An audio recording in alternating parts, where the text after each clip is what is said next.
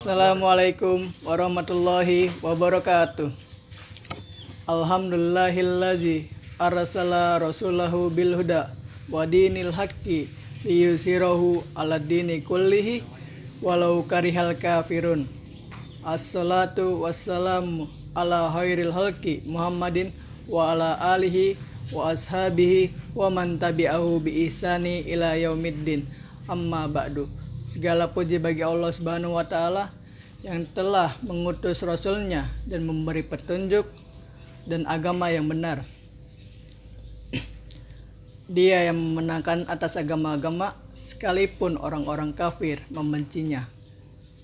Semoga salawat serta salam tetap tercurahkan kepada sebaik-baik makhluk, yaitu Nabi kita Nabi Muhammad sallallahu alaihi wasallam, dan kepada keluarganya dan para sahabatnya, dan juga serta para pengikutnya sampai akhir zaman.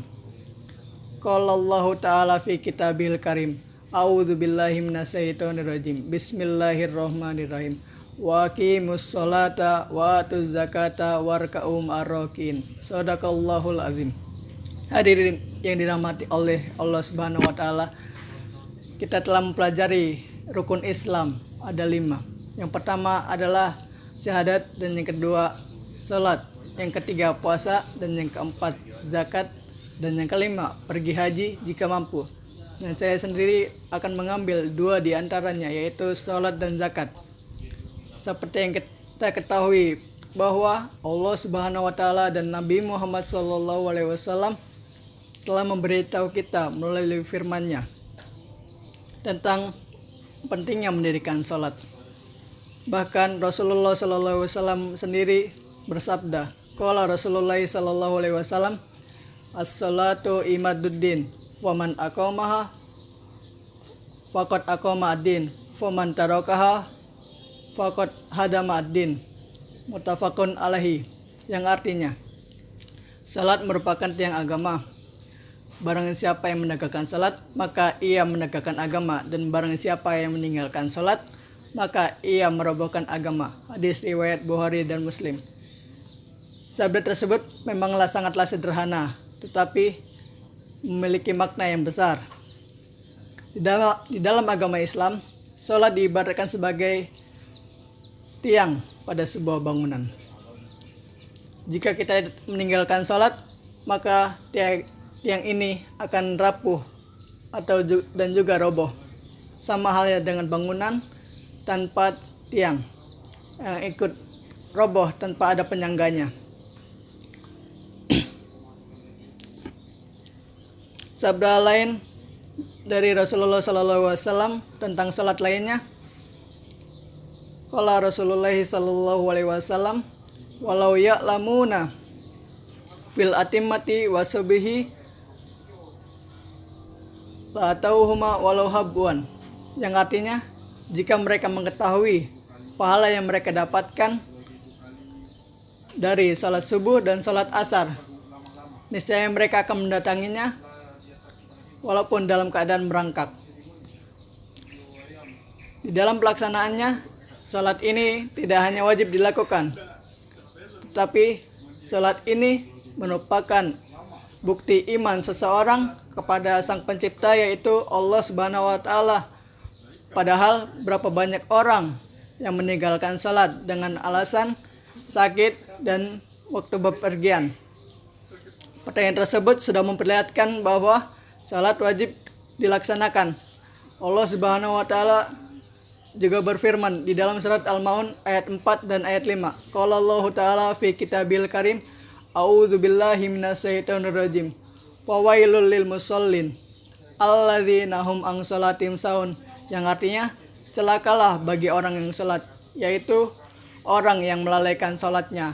Jika seseorang mengerjakan salat dengan baik dan benar, niscaya maka insya Allah amalan yang diperbuat akan baik, karena kita sudah melakukan salat dengan baik dan benar dan dengan khusyuk, dan semuanya karena Allah Subhanahu wa taala.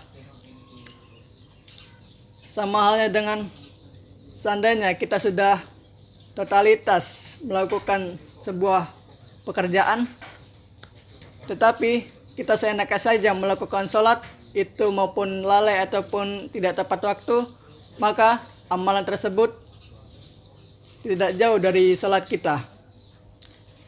Dan ada dua hal yang menjadi kewajiban umat muslim pada bulan Ramadan. Dan yang pertama adalah puasa, dan yang kedua adalah zakat.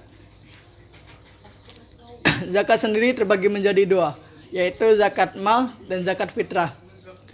Dan apa itu zakat mal? Zakat mal adalah zakat yang dikeluarkan secara individu maupun lembaga atas harta atau hasil yang diperolehnya dengan syarat dan ketentuan yang telah ditetapkan. Dan apa itu zakat fitrah? Zakat fitrah adalah zakat yang diwajibkan atas diri setiap individu, lelaki dan perempuan muslim yang berkemampuan dengan syarat-syarat yang telah ditetapkan.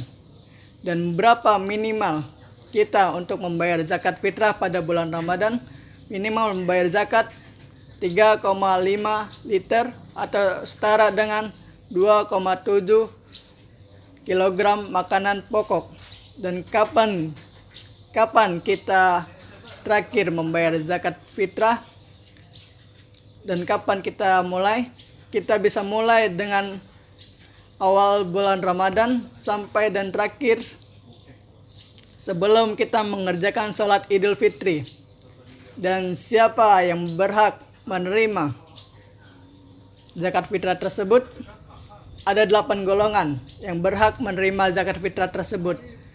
Yang pertama adalah fakir, dan yang kedua miskin, yang ketiga fi sabilillah, dan yang keempat mu'alaf atau orang yang baru masuk Islam, yang kelima gharim atau orang yang memiliki hutang, yang keenam ibnu sabil, orang yang habis bekalnya dalam perjalanan, dan yang ketujuh amil zakat, orang yang mengelola dan menerima zakat, dan yang terakhir ke-8 rikob, hamba saya atau budak.